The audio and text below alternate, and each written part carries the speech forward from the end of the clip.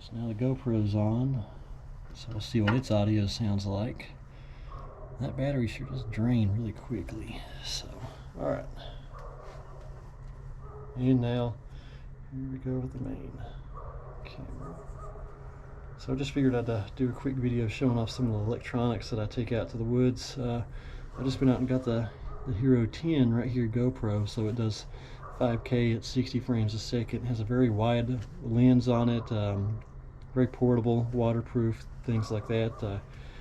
I'm going to the Kayamichis this week, so I'll get to try it out and see exactly what kind of program I'm going to run with that.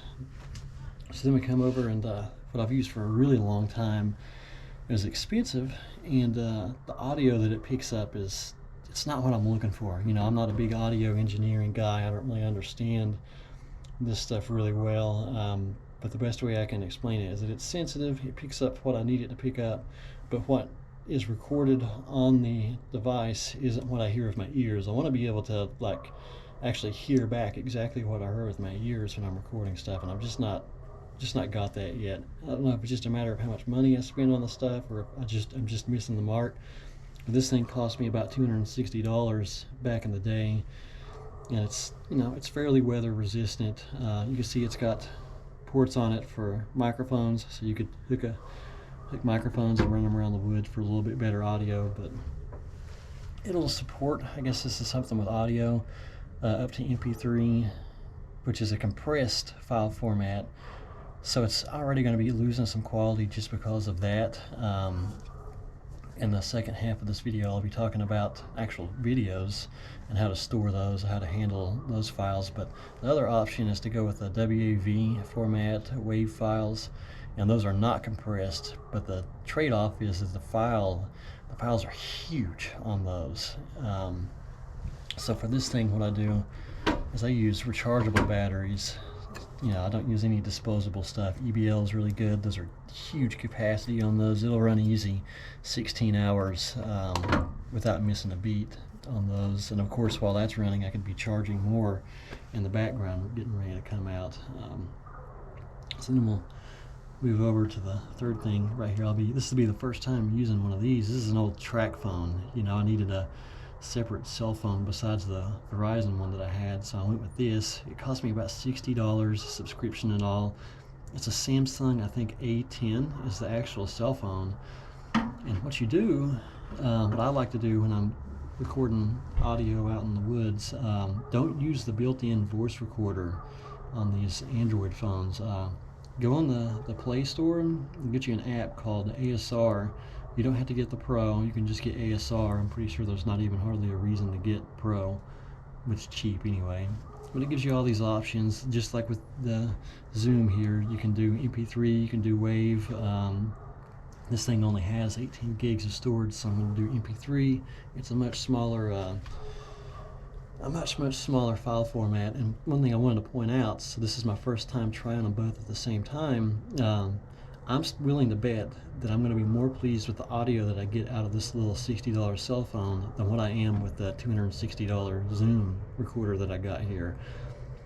And so that kind of brings me to another point. It's like, well, look at how much smaller and cheaper that is compared to the actual audio recorder. And I can put a waterproof case on that and just leave it out in the woods indefinitely, basically, because I can plug it into one of these and just have that going and going and going basically for a week straight. Probably I think I could probably run it without ever having to check on it. So that's an idea I'm going to be trying out at some point, especially if I'm pleased with the way this thing performs. But anyway, we come back over here. I just mentioned this. So I used this when I was in the Marines a lot. This thing you can charge wirelessly. It's got a built-in flashlight. It's pretty bright. It can be charged through two different ports right here. So both the different types of USB right there. So it charges pretty fast. And then it can also charge two different devices at the same time. The solar panel on this is great. It would take several days of direct sunlight to actually charge the whole thing. I've tested it out, but it's good for an emergency. So if the thing runs out and you need a quick charge on your cell phone, it's got you covered there.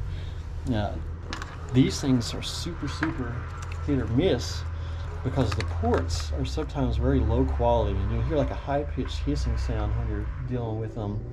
And what that is it's the contacts basically melting inside of them. So if you ever hear that and you got one of these things plugged into your phone, don't unplug it, or at least feel around and see if there's any kind of heat, because they will basically just melt the metal inside of them. But I've never had that problem with this brand, and that's the Tech Blues. It's 30,000 milliamps, so it's a huge capacity on it, and yeah, I mean, it just does great. And then we come back over to another little device right here that I think everybody should have out in their car. We've got the inverter, about $40 on Amazon, that I keep with me. Sometimes I have to telework, so I might have to, you know, if I get stuck out in the woods, I got cell service, I can fire up the hotspot, do a little bit of work, and plug my laptop into one of these ports. One end just goes into your charger on the car, and you come out with up to 300 watts across all 4 of these ports right here. So this thing is really great, especially for the price of it. Flashlight that I use, obviously I'm more of a headlamp guy.